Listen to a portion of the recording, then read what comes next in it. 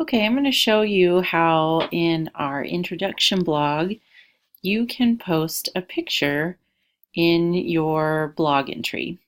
So I've navigated here over to our weekly modules and I'm on module 1. So I'm going to click on that. And then I'm going to go down here to our icebreaker introduction blog.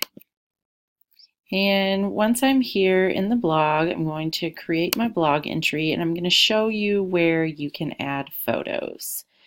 So you should see something along these lines here, and you can put your title of your blog, your text in as you like, but if you'd like to post a picture within that, you can click this icon here, which is how you insert or edit an image. Click that, you'll get another pop-up page. And here you can put your photo. So I'm going to browse my computer and go into my downloads because I know I have a few in here. Here's actually a picture that I was considering putting in my intro blog post. So I'm going to select that JPEG, click choose, and it'll populate here into this URL. And I'm going to type my image description, so family photo, and again type family photo.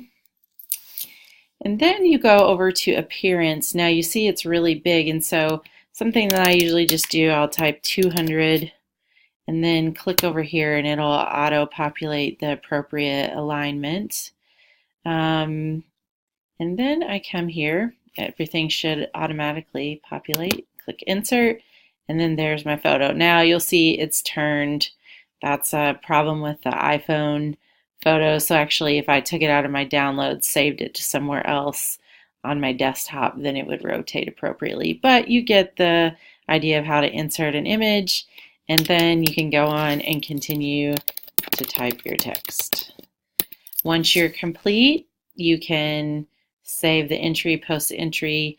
You can insert multiple photos if you'd like. You can resize those. And also, you can click on the photo itself in the entry and resize as you see fit. And that's how you post a photo to your blog.